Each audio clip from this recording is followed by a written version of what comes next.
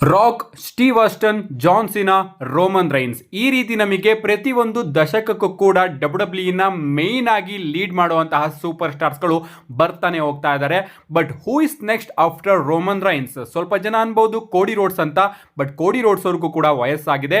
So ಯಾವ ರೀತಿ W ಅವರು ಆಗ ಸ್ಟಾಂಗ್ ಕೋಲ್ಡ್ ಸ್ಟೀವ್ ಆಸ್ಟನ್ನ, ರಾಕ್ ಅವ್ರನ್ನ, ಜಾನ್ ಸಿನಾ ಅವ್ರನ್ನ, ರೋಮನ್ ರೈನ್ಸ್ ಅವ್ರನ್ನ ಒಂದು ಡೆಕೆಡ್ ಲೀಡರ್ ಆಗಿ ಮಾಡಿದ್ರು, ಅದೇ ರೀತಿ ಈಗಿನ ಡೆಕೆಡ್ ನ ಲೀಡರ್ ಯಾರು ಅಥವಾ ಮುಂಬರುವಂತಹ ಡೆಕೆಡ್ ನ ಲೀಡರ್ ಯಾರು?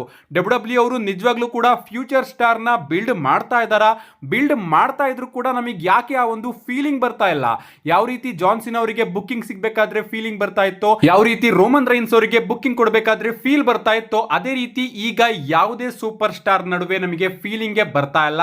ಉದಾಹರಣೆಗೆ ಡಬ್ಲ್ಯೂ ಅವರು ಬ್ರಾನ್ ಬ್ರೇಕರ್ ಅವ್ರನ್ನ ನೆಕ್ಸ್ಟ್ ಬಿಗ್ ಥಿಂಗ್ ಅಂತ ಬುಕ್ ಏನೋ ಮಾಡ್ತಾ ಇದ್ದಾರೆ, ಬಟ್ ಆ ಒಂದು ಫೀಲಿಂಗ್ ಬರ್ತಾನೆ ಇಲ್ಲ. ಸೊ ಯಾಕೆ ಈ ರೀತಿ ತೊಂದರೆಗಳಾಗ್ತಾ ಇದೆ? ನಿಜವಾಗ್ಲೂ ಕೂಡ ಫ್ಯೂಚರ್ ಆಫ್ ಡಬ್ಲ್ಯೂ ಯಾರಾಗ್ತಾರೆ? ಡಬ್ಲ್ಯೂ ಅವರು ನಿಜವಾಗ್ಲೂ ಕೂಡ ಡಬ್ಲ್ಯೂ ಫ್ಯೂಚರ್ ನ ಬಿಲ್ಡ್ ಮಾಡೋದಕ್ಕೆ ಟ್ರೈ ಮಾಡ್ತಾ ಇದ್ದಾರಾ? ಇದರೆಲ್ಲರ ಪ್ರಶ್ನೆಗೆ ಇವತ್ತಿನ ಈ ಒಂದು ವಿಡಿಯೋದಲ್ಲಿ ಉತ್ತರನ ತಿಳಿಸ್ಕೊಡ್ತೀನಿ. ವಿಡಿಯೋನ ಕಂಪ್ಲೀಟ್ ಆಗಿ ಗಮನ ಇಟ್ಟು ನೋಡಿ ಅಂತ ಹೇಳ್ತಾ ಬನ್ನಿ ವಿಡಿಯೋನ ಶುರು ಮಾಡೋಣ. ನಿಮ್ಮೆಲ್ಲರಿಗೂ ಕೂಡ ಗೊತ್ತೇ ಇರಬಹುದು, Rock, Steve Austin, John Cena ಹಾಗೆ ನಮ್ಮ ರೋಮನ್ ರೈನ್ಸ್ ಇವರೆಲ್ಲರೂ ಕೂಡ ಒಂದೊಂದು ದಿನ ಡಬ್ಲ್ಯೂ ಫೇಸ್ ಆಗಿ ಡಬ್ಲ್ಯೂ ನ ಲೀಡ್ ಮಾಡಿಕೊಂಡು ಬಂದವರು. ಬಟ್ ಈಗ ಯಾವುದೇ ರೀತಿಯ ಮುಂದಿನ ಲೀಡರ್ ನಮಗೆ ನೋಡೋದಕ್ಕೆ ಸಿಗ್ತಾ ಇಲ್ಲ. ಬಟ್ ಡಬ್ಲ್ಯೂ ಅವರು ಇವರನ್ನ ಲೀಡರ್ ಆಗಿ ಮಾಡೋದಕ್ಕೆ ಒಂದು ಮೇನ್ ರೀಸನ್ ಏನಪ್ಪಾ ಅಂದ್ರೆ ನಮ್ಮ ವಿನ್ಸ್ ಮಿಕ್ಮೆನ್ ಅವರ ಇಂಪ್ಯಾಕ್ಟ್. ನೀವೆಲ್ಲರೂ ಕೂಡ ಸ್ವಲ್ಪ ಗಮನಿಸಿ, ಸ್ಟೀವ್ ಆಸ್ಟನ್ ಆಗಿರಬಹುದು, ರಾಕ್ ಆಗಿರಬಹುದು, ಜಾನ್ ಸಿನಾ ಆಗಿರಬಹುದು, ಹಾಗೆ ರೋಮನ್ ರೈನ್ಸ್ ಆಗಿರಬಹುದು, ಇವರನ್ನ ಡಬ್ಲ್ಯೂ ಅವರು ಕಂಪನಿಯ ಫೇಸ್ ಆಗಿ ಮಾಡ್ತಾ ಇರಬೇಕಾದ್ರೆ ನಮ್ಮ ವಿನ್ಸ್ ಮಿಕ್ಮೆನ್ ಅವರ ಇನ್ವಾಲ್ವ್ಮೆಂಟ್ ನಮಗೆ ಜಾಸ್ತಿ ನೋಡೋದಕ್ಕೆ ಸಿಗ್ತಾ ಇತ್ತು. ಖುದ್ದು ಓನರೇ ಬಂದು ಒಬ್ಬ ಸೂಪರ್ ಸ್ಟಾರ್ ಜೊತೆ ಲಾಂಗ್ ಟರ್ಮ್ ಸ್ಟೋರಿ ಲೈನ್ ಅಲ್ಲಿ ಇಳಿದಿದ್ದಾನೆ ಅಂದ್ರೆ ಆ ಸೂಪರ್ ಸ್ಟಾರ್ ಮುಂದಿನ ಫ್ಯೂಚರ್ ಅಂತ ಎಲ್ಲರಿಗೂ ಕೂಡ ಗೊತ್ತೇ ಇರಬಹುದು.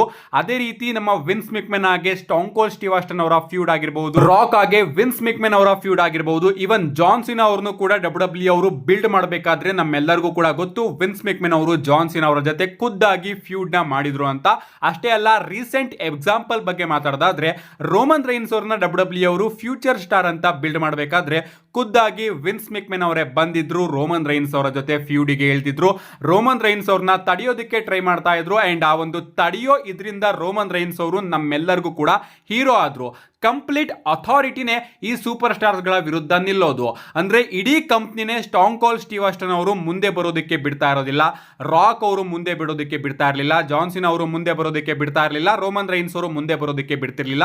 ಸೊ ಒಂದು ಕಂಪನಿಯ ಎದುರುಗಡೆ ಗೆದ್ದು ಬಂದವನ್ನ ನಾವೆಲ್ಲರೂ ಕೂಡ ಹೀರೋ ಅಂತ ಒಪ್ಕೊಂಡಿದೀವಿ, ಅದು ನಿಮ್ಮೆಲ್ಲರಿಗೂ ಕೂಡ ಗೊತ್ತೇ ಇರಬಹುದು. ಬಟ್ ಈಗ ಯಾವುದೇ ರೀತಿಯ company versus super star feud ನಮಗೆ ನೋಡೋದಕ್ಕೆ ಸಿಗ್ತಾ ಇಲ್ಲ. ಯಾಕಂದ್ರೆ ನಮ್ಮ ಟ್ರಿಪಲ್ ಎಚ್ ಅವರು ಖುದ್ದಾಗಿ ತಾನೇ ಫ್ಯೂಡಿಗೆ ಬರ್ತಾ ಇಲ್ಲ. ಆ 4 ಜನರು ಕೂಡ ಟಾಪ್ ಸ್ಟಾರ್ ಆಗೋದಕ್ಕೆ ಮೇನ್ ರೀಸನ್ ಖುದ್ದಾಗಿ ಡಬ್ಲ್ಯೂ ಚೇರ್ಮನ್ ಆದಂತಹ ಡಬ್ಲ್ಯೂ ಕ್ರಿಯೇಟಿವ್ ಹೆಡ್ ಆದಂತಹ ವಿನ್ಸ್ ಮಿಕ್ಮೆನ್ ಅವರು ಸ್ಟೋರಿ ಲೈನ್ ಅಲ್ಲಿ ಇಳಿದಿದ್ರು. ಅದೊಂದೇ ರೀಸನ್ ಗೆ ಈ 4 ಜನ ಕೂಡ ಟಾಪ್ ಸ್ಟಾರ್ ಆಗೋದಕ್ಕೆ ಸಾಧ್ಯ. ಸ್ವಲ್ಪ ಇಮ್ಯಾಜಿನೇಷನ್ ಮಾಡ್ಕೊಳ್ಳಿ, ಸ್ಟಾಂಗ್ ಕೋಲ್ಡ್ ಸ್ಟೀವ್ ಆಸ್ಟನ್ ಅವರ ಜೊತೆ ವಿನ್ಸ್ ಮಿಕ್ಮೆನ್ ಅವರ ಫ್ಯೂಡ್ ಇಲ್ಲ ಅಂದಿದ್ರೆ ಅವರು ಇಷ್ಟೊಂದು ಫೇಮಸ್ ಆಗ್ತಾ ಇರಲಿಲ್ಲ. ಇವನ್ ರಾಕ್ ಆಗಿ ವಿನ್ಸ್ ಅವರ ಫ್ಯೂಡ್ ಇಲ್ಲ ಅಂದಿದ್ರೆ ರಾಕ್ ಅವರು ಕೂಡ ಫೇಮಸ್ ಆಗ್ತಾ ಇರಲಿಲ್ಲ. ಜಾನ್ ಸಿನಾ ಅವರ ಕಥೆನೂ ಕೂಡ ಸೇಮ್ ಆಗೋದು ಅಂಡ್ ರೋಮನ್ ರೈನ್ಸ್ ಅವರ ಕಥೆನೂ ಕೂಡ ಸೇಮ್ ಆಗೋದು. ಬಟ್ ನಮ್ಮ ವಿನ್ಸ್ ಮಿಕ್ಮೆನ್ ಅವರು ಈ 4 ಜನ ಸೂಪರ್ ಸ್ಟಾರ್ ಮೇಲೆ ಇನ್ವೆಸ್ಟ್ ಮಾಡಿದ್ರು, ಖುದ್ದಾಗಿ ತಾನೇ ಬಂದು ಇವ್ರನ್ನೆಲ್ಲರನ್ನು ಕೂಡ ಟಾಪ್ ಸ್ಟಾರ್ ಆಗಿ ಮಾಡಿದ್ರು. ಬಟ್ ಈಗ ಅವರು ನಮಗೆ ಕಂಪನಿಯಲ್ಲಿ ನೋಡೋದಕ್ಕೆ ಸಿಗ್ತಾ ಇಲ್ಲ. ಅಂಡ್ ಟ್ರಿಪಲ್ ಎಚ್ ಅವರು ವಿನ್ಸ್ ಮಿಕ್ಮೆನ್ ಅವರು ಮಾಡಿದಂತಹ ಕೆಲಸನ ಇಲ್ಲಿ ಮಾಡ್ತಾ ಇಲ್ಲ. ಅದಕ್ಕೋಸ್ಕರ ನಮಗೆ ಫ್ಯೂಚರ್ ಆಫ್ ಡಬ್ಲ್ಯೂ ಇವ್ರು ಆಗ್ಬಹುದು ಅಂತ ಅನ್ನಿಸ್ತಾ ಇದೆ, ಬಟ್ ಇವ್ರು ಆಗ್ತಾರ ಅಂತ ಡೌಟ್ ಕೂಡ ಇದೆ. ಯಾಕಂದ್ರೆ ಅವರಲ್ಲಿ ಆ ಒಂದು ಕೇಪಬಿಲಿಟಿನೇ ಕಾಣ್ತಾ ಇಲ್ಲ. ನಮ್ಮ ಬ್ರಾನ್ ಬ್ರೇಕರ್ ಅವ್ರನ್ನ ಪಾಲಿಮಿನ್ ಅವರು ಫ್ಯೂಚರ್ ಆಫ್ ಡಬ್ಲ್ಯೂ ಹಾಗೆ ಹೀಗೆ ಅಂತ ಹೇಳ್ತಾ ಇದ್ದಾರೆ, ಬಟ್ ಇನ್ನೂ ಕೂಡ ಅವರಿಗೆ ಪ್ರಾಪರ್ ಆ ಒಂದು ಬುಕ್ಕಿಂಗ್ ಕೊಡ್ತಾ ಇಲ್ಲ. ಅಂಡ್ ರೀಸೆಂಟ್ ಎಕ್ಸಾಂಪಲ್ ಬಗ್ಗೆ ಮಾತಾಡೋದಾದ್ರೆ ನಿಮ್ಮೆಲ್ಲರಿಗೂ ಕೂಡ ಗೊತ್ತೇ ಇರಬಹುದು, ವಿನ್ಸ್ ಮೆಕ್ಮೆನ್ ಅವರು ರಿಲೀಸ್ ಆಗೋದಕ್ಕಿಂತ ಮುಂಚೆ ಅವರು ಆಸ್ಟನ್ ಥಿಯರಿ ಅವ್ರನ್ನ ಫ್ಯೂಚರ್ ಡಬ್ಲ್ಯೂ ಸ್ಟಾರ್ ಮಾಡಬೇಕು ಅಂತ ಬಂದಿದ್ರು. ಅಂಡ್ ಆಗ್ಲೇ ವಿನ್ಸ್ ಮೆಕ್ಮೆನ್ ಅವರು ಆಸ್ಟನ್ ಥಿಯರಿ ಅವರ ಜೊತೆ ಸ್ಟೋರಿ ಲೈನ್ ಇನ್ವಾಲ್ವ್ ಆಗೋದಕ್ಕೂ ಕೂಡ ಪ್ರಾರಂಭ ಮಾಡಿದ್ರು. ಅಂಡ್ ಅದರಿಂದ ಆಸ್ಟನ್ ಥಿಯರಿ ಅವರು ಕೂಡ ಒಮ್ಮೊಮ್ಮೆ ಲೈಮ್ ಲೈಟ್ ಅಲ್ಲಿ ಕಾಣಿಸ್ಕೊಂಡಿದ್ರು. ಇವನ್ ಮನಿ ಇನ್ ದ ಬ್ಯಾಂಕ್ ನ ಗೆದ್ದಿದ್ರು. ವಿನ್ಸ್ ಮೆಕ್ಮೆನ್ ಅವರು ಏನಾದ್ರು ಇದ್ದಿದ್ರೆ ಇಷ್ಟೊತ್ತಿಗೆ ನಮ್ಮ ಆಸ್ಟನ್ ಥಿಯರಿ ಅವರು ಯಾವುದೇ ಲೆವೆಲ್ ಅಲ್ಲಿ ಇರೋರು. ಬಟ್ ನಮ್ಮ ಟ್ರಿಪಲ್ ಎಚ್ ಅವರು ಬಂದು ಎಲ್ಲದನ್ನು ಕೂಡ ಹಾಳು ಮಾಡಿದ್ರು. ನಮ್ಮ ಟ್ರಿಪಲ್ ಎಚ್ ಅವರು ಏನ್ ಮಾಡ್ತಾ ಇದ್ದಾರೆ ಅಂತ ಗೊತ್ತಾಗ್ತಾ ಇಲ್ಲ. ನಮ್ಮ ವಿನ್ಸ್ ಮೆಕ್ಮೆನ್ ಅವರು ಕ್ರಿಯೇಟ್ ಮಾಡಿದಂತಹ ಲೆಗಸಿನ ಇಲ್ಲಿ ಹಾಳು ಮಾಡ್ತಾ ಇದ್ದಾರೆ ಅಂತ ಅನಿಸ್ತಾ ಇದೆ. ಯಾಕಂದ್ರೆ ಖುದ್ದಾಗಿ ಅವರೇ ಬಂದು ಒಂದು ಸ್ಟೋರಿ ಲೈನ್ ಅಲ್ಲಿ ಇನ್ವಾಲ್ವ್ ಆಗ್ಲಿಲ್ಲ ಅಂದ್ರೆ, ಇಡೀ ಕಂಪನಿನ ಒಬ್ಬ ಸೂಪರ್ ಸ್ಟಾರ್ ವಿರುದ್ಧ ನಿಲ್ಲಿಸಲಿಲ್ಲ ಅಂದ್ರೆ ಆ ಸೂಪರ್ ಸೂಪರ್ ಸ್ಟಾರ್ ಎಲ್ಲರ ಕಣ್ಣಿಗೂ ಕೂಡ ಹೀರೋ ಆಗಿ ಕಾಣಿಸೋದಿಲ್ಲ.